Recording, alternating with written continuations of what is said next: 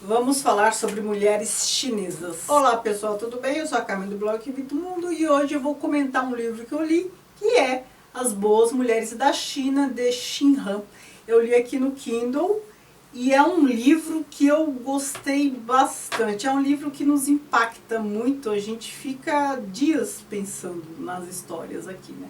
Eu tinha dito em um dos vídeos de perguntas e respostas, eu tinha até pedido para vocês para me sugerirem livros sobre cultura oriental, de modo geral. Vocês me sugeriram algumas coisas e eu lembrei que eu tinha este no Kindle e comecei a ler.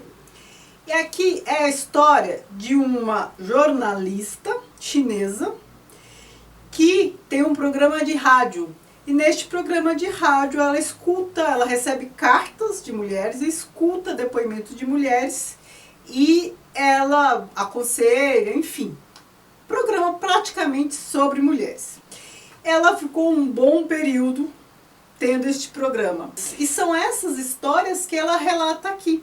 Então, praticamente cada capítulo é uma história que chegou até ela ou por meio de cartas ou porque alguém ligou e ela acabou indo atrás para conhecer a história, fazendo reportagem ou tentando salvar mulheres, ou enfim, por N motivos. Ela coletou essas histórias por algumas décadas. Então, assim, tem coisa que aconteceu aqui na década de 60, 70, e ela saiu da China em 97. Então, acho que até 96, episódios que aconteceram até 96, ela relata aqui. O último episódio, acho que foi em 96. Ela, como repórter jornalista na China. E aí, o fato de ela, Xin Han, ter saído da China explica a existência do livro. Ela, lá na China, não poderia publicar um livro contando, relatando as histórias das mulheres, principalmente porque várias das histórias aqui tem alguma esbarra em situações políticas que muito provavelmente seriam censuradas. O programa dela tinha censores. A gente está falando de um país com alto poder de controle, não há essa liberdade de expressão que a gente tem aqui no Brasil. Então ela só conseguiu publicar porque saiu de lá. São histórias comoventes de mulheres em várias situações, em momentos diferentes da própria vida e da história do país, né? Porque a gente está falando aqui de algumas décadas. E histórias que muitas delas a gente pensa, poderia ser a história de muitas brasileiras, poderia ser a história de qualquer mulher aí no mundo. Algumas características próprias da China e outras características, a maior parte das coisas que acontecem aqui nessas histórias acontecem com mulheres por aí, de modo geral. É um livro feminista? Claro que não. É um livro sobre mulheres. Ser sobre mulher não é ser feminista, necessariamente, né? Porque quando a gente fala de feminismo, a gente está falando de luta política. Aqui não, é um livro sobre mulheres, a condição das mulheres. É claro que o que é retratado aqui, o que é relatado aqui, é insumo para a luta feminista. Porque aqui tem relatos de mulheres em condições assim deprimentes, né? Não vou falar de todas as histórias mesmo, porque eu não saberia relatar todas do começo ao fim, não cabe aqui neste vídeo. Mas eu vou citar algumas histórias aqui que me incomodam até hoje. Uma delas é da moça adolescente que era molestada pelo pai. A mãe, quando ficou sabendo, fez o que boa parte das mães numa situação como essa faz. É vergonhoso dizer, mas isso acontece. Acontece no Brasil, eu acho que acontece no mundo. Que é falar para a filha aguentar firme, que não dá, tipo, não dá para separar, que ninguém mais pode ficar sabendo, enfim, segura tua bronca aí, finja que nada aconteceu. A mãe se posiciona mais ou menos dessa forma. Eu já ouvi várias histórias parecidas com essa por aqui. E essa moça descobre que se ela adoecer, ela vai estar segura, então ela faz de tudo para adoecer, porque aí ela fica no hospital. E ela, neste hospital, ela acaba, tipo, adotando uma mosca. Ela fala com a mosca, é uma solidão. Ela fica ali adoecendo, porque aí quando começa a sarar, ela procura um jeito de adoecer de novo para não voltar para casa. Ela prefere ficar doente e também prefere morrer a ter a vida que tinha, sem uma salvação, porque a única pessoa que poderia salvá-la era a própria mãe, e a mãe não estava disposta a isso. Tem várias outras histórias aqui, de uma que é catadora de lixo, o filho está muito bem, mas ela é catadora de lixo e tal, mantém a distância do filho para não atrapalhá-lo. Mas as histórias que mais me comoveram são histórias que revelam um pouco deste país que a gente conhece tão pouco, que é as histórias com algum viés político, alguma coerção política, que a gente começa a entender o que foi a Revolução Cultural, a Revolução Comunista, porque a gente está aqui num regime totalitário, de repressão, e tudo que a gente vê por aí sobre os regimes fascistas, que a gente vê de Hitler, Mussolini, também o Partido Comunista cometia lá. Então tem a história aqui de uma moça, de uma menina, que era praticamente torturada na escola, era muito maltratada, porque o pai dela era tido como capitalista, porque ajudou governos capitalistas, não sei o quê. É como se andasse com a letra escarlate, era escorraçada. As crianças eram humilhadas, então maculada pelo resto da vida. Tudo em nome do partido. Isso nos mostra que não importa se a pessoa é de direita ou de esquerda, a questão do totalitarismo ela é anterior a isso. É uma desculpa para as pessoas colocarem para fora os seus sentimentos mais obscuros.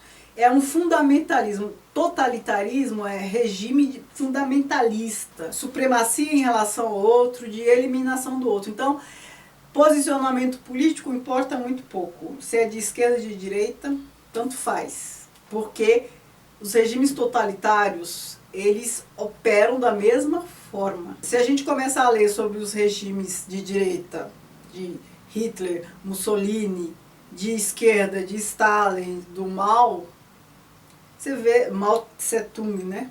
A gente percebe que eles agiam da mesma forma, os mesmos procedimentos de tortura, coerção, silenciar vozes dissidentes, a mesma coisa, o mesmo modus operandi. Outra história que me chocou bastante, assim, que com a ascensão do Partido Comunista, os que eram recrutados para seguir o partido, é engraçado que eu me lembrei até da Bíblia aqui nesse momento, para vocês verem o fundamentalismo, porque assim, os homens eram recrutados, eles tinham que abandonar tudo e seguir. É como aquela passagem lá que fala que todos têm que largar e seguir Jesus. Eles largavam tudo, família, mulheres com filhos, e seguiam, serviam o partido. Depois eles casavam com outras mulheres indicadas, escolhidas pelo partido. E a primeira esposa ficava lá à deriva com os filhos. Depois o governo começou a dar pensão para as primeiras esposas, os filhos. Elas ficaram uma figura assim, meio maculada na sociedade. Era uma coisa muito mal resolvida. Então o partido foi criando essas anomalias. Uma outra situação também, a ignorância sobre sexualidade, sobre educação que muitas moças tinham, porque não era permitido a elas aprender um monte de coisa. Então assim, se por um lado a gente tem mulheres bem liberadas lá, por outro lado tem mulheres que mal sabiam, achava que pegar na mão já engravidava. A gente está falando de um país com dimensões continentais. Países muito grandes como o Brasil, China e Estados Unidos têm realidades díspares. A gente não pode achar que há uma homogeneidade ali. Então, ao mesmo tempo que ela relata a figura das estudantes lá mais liberadas e tal, por outro lado as pessoas, mulheres lá do interior, mal sabiam nada. A gente vê isso no Brasil também. A gente pode tomar a realidade de grandes cidades como São Paulo e Rio de Janeiro como a realidade do Brasil como um todo. A mesma coisa nos Estados Unidos, lá com Nova York e tal. Não é a mesma coisa, não tem como ser. Por meio deste livro a gente consegue saber um pouco de como é a homossexualidade feminina num regime como esse, porque tem um episódio de homossexualidade, como isso é entendido, o adultério, casos e casos e casos. Então assim, são casos tristes de mulheres, não tem nenhum caso feliz de mulher. Então tem uma história que ela vai libertar uma moça, adolescente muito jovem, que é mantida acorrentada na aldeia por um velho que quer casar com ela, que ela está machucada, cada vez que ela move a corrente tem ferida. A história que mais me abalou foi a última, da Colina dos Gritos. Ela visitou, que é a última história que ela conta, eu acho que foi de 96. Ela visitou uma colina em que as pessoas viviam como se vivessem na Idade Média, sabe? Aqueles agrupamentos. Uma Idade Média sem burguesia ainda, sabe? Que era aquela coisa bem misturada. Depois a burguesia começou a organizar tudo, separar. Mas ela conta de pessoas que viviam praticamente em cavernas. Colina dos Gritos. As pessoas viviam em colinas e cavernas, sem condições, sem infraestrutura de quase nada. Praticamente nada. As mulheres eram trocadas, então assim, se uma família tinha filhas, mandava filho para outra família, pegava a mulher, e uma mulher era usada, ele usava, vou usar, por vários irmãos, às vezes era uma mulher para todos os irmãos. A mulher nem sabia quem estava se deitando, ela engravidava, não sabia de quem era o filho. E era uma prática muito comum lá. Então, assim, é uma prática de geração para geração. Mulher que tinha que trabalhar o tempo todo, sabe? Mesmo grávida, no fim da gravidez, era usada por todos. Eles usavam esse termo, usar. Sem recursos, sem nada, sem questões mínimas de higiene, não podiam nem levantar a cabeça. Por um lado, você tem a mulher, a estudante liberada da universidade, por outro, você tem essa realidade aí de uma China lá nos escombros, lá nas colinas, lá escondida.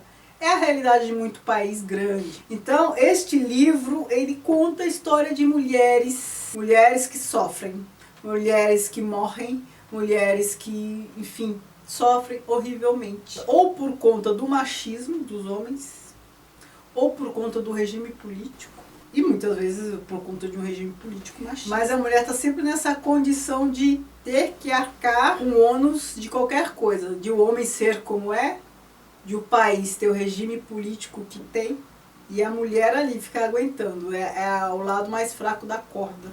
Então é um livro assim muito tocante, narrado em primeira pessoa pela Xin Han, e é muito interessante porque ele é caleidoscópico. Então fala de pessoas ricas, mulheres ricas que sofrem, né? As mulheres que se casaram com grandes representantes do governo, mas são sofredoras, mulheres muito pobres que sofrem também por privação material ou então pela condição de tratamento, mulheres jovens, mulheres muito velhas, mulheres chinesas, as boas mulheres da China. Mas é um livro que incomoda, não é um livro que você lê e fica de boa. A gente gosta de saber, eu gosto de saber, mas não tem histórias bonitas aqui, infelizmente. Muito obrigada por assistir e não se esqueçam de se inscrever neste canal, de curtir esse vídeo, tem link para o livro aqui embaixo. E não se esqueçam de me seguir nas redes sociais, Kiwi do Mundo, Instagram e Facebook, que é a página do blog. Obrigada, beijo e tchau, tchau.